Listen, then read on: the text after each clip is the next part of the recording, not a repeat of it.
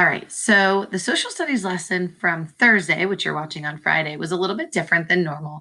We kind of did a quick review of some of the geography stuff we've been working on with continents and where we live, but we really steered in the direction of history. And that's because Thursday, yesterday for you, was Constitution Day. And if you don't know what the Constitution is, you'll know by the end of this lesson. So we did a quick review because you do need to know that all the land that is on our earth is divided into big chunks, and that is a big, where is it in the video? There, that's a big word called a continent. We know that there are 7 continents, and you should know that continent dance. You should be able to label all the continents on a map. But continents are really big chunks of land, and so we break continents up into smaller countries.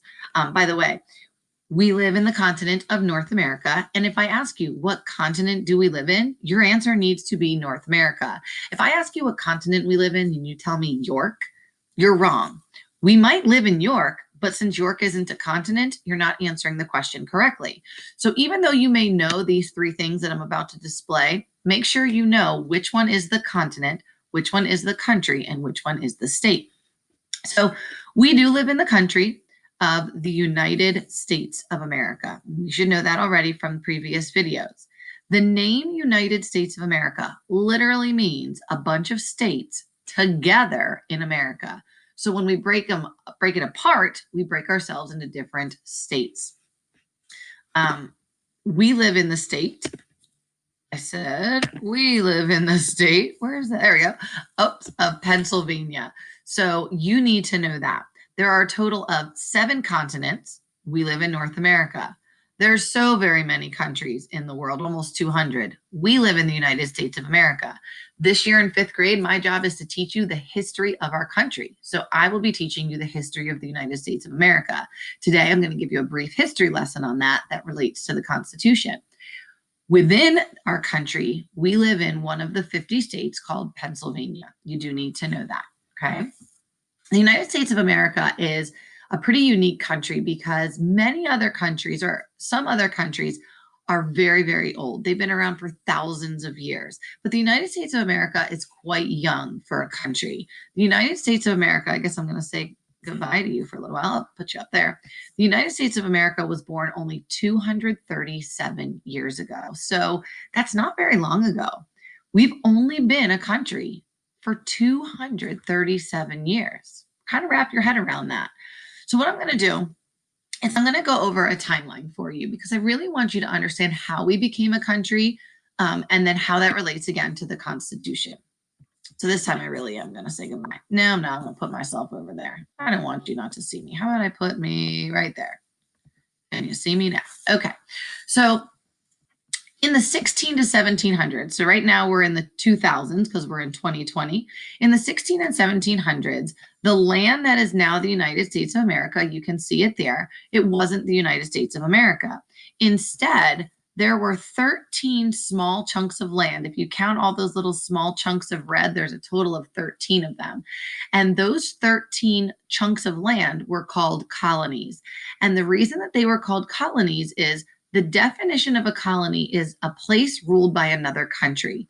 And these 13 colonies were ruled by another country way across the ocean called England. And so the King of England owned and controlled these 13 colonies.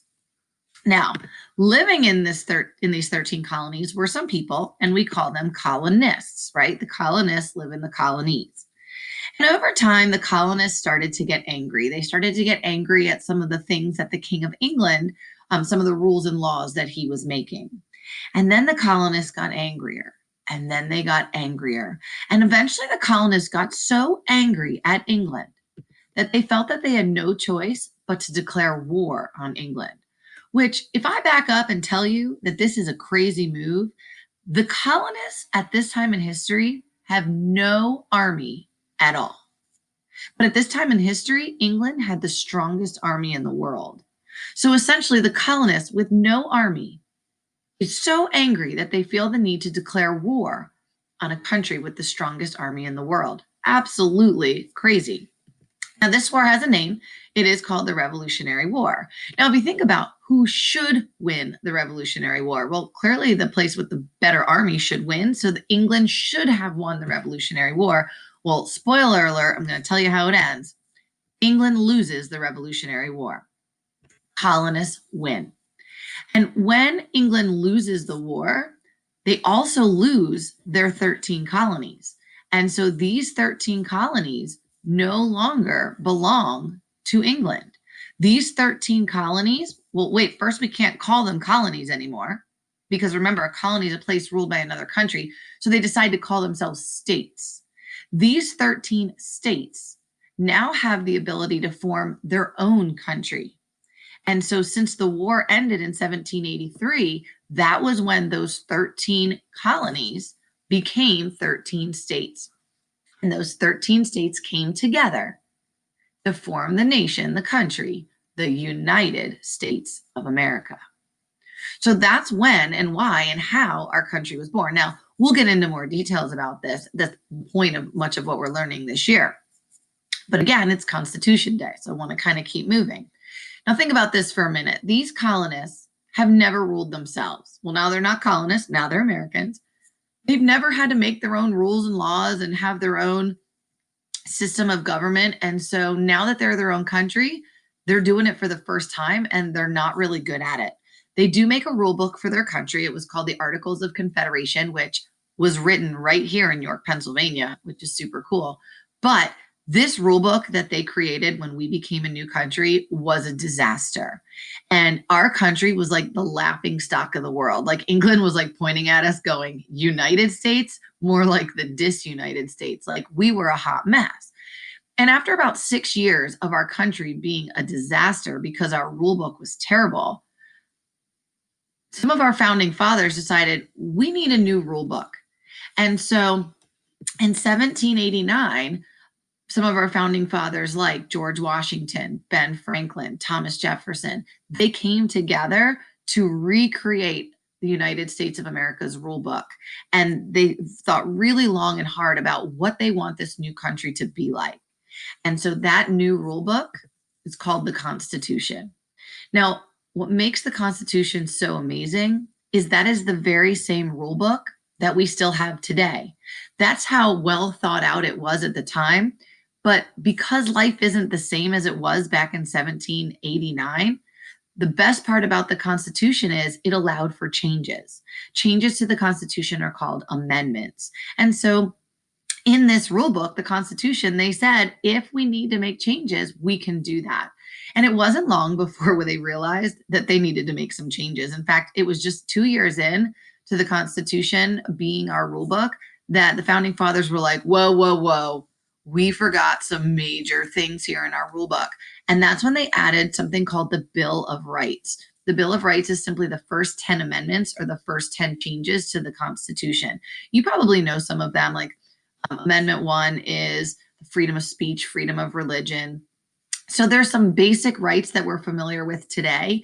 They weren't in the original rule book. We kind of inserted them shortly after. And over the last 200 something years, there have been many changes and many amendments to the Constitution. And that's probably why it's been able to last as long as it has. But it is our rule book we still use today and hopefully for a long time to come. So we have here kind of an overview of how our country became a country and what that has to do with the Constitution. Now, again, I feel like I don't want you to think I spoiled a story. Like I basically told you, hey, there's a Revolutionary War. And by the way, the colonists win. It's kind of like you're about to go see a movie and someone says, hey, by the way, did you know that the ending ends with the father finding the treasure? I'm not trying to ruin a story for you. I'm more so trying to get you excited about what we're going to be learning this year. Maybe you're curious at why these colonists got so angry in the first place. Or maybe you're wondering, how in the world could the colonists with no army beat the strongest army in the world? Those will all be things that we're going to answer as the year goes on. But that was the lesson that we covered today. We reminded ourselves that when we were born, those 13 colonies were now our 13 states. And as we've gotten more time and more time and more time, we've grown. And today we are 50 states. 48 of them are in this main chunk here, and then Alaska and Hawaii. Now, please know Alaska and Hawaii are not located south here. Alaska is located like way, way up here through Canada. You have to go and it's like way up here. And then Hawaii is way out here. But a lot of maps will take those and kind of cut them out and put them closer to the other 48 states. So again, you do need to know we live in the continent of North America. Our country is the United States of America, and our state, you need to know, is Pennsylvania. And you can see right where we are here. You should have already watched the Tour of the States video. And so that's just fun and something for you to watch. All right. We can break down states further into towns. You don't need to know that for the quiz because everyone in the room lives in different towns. But just know that continents, country, state, and town. The smaller the word, the smaller the chunk of land. So that might be helpful. So that's basically what you missed today. The next topic that we're going to study is going to be oceans. So I hope you enjoyed that history lesson today.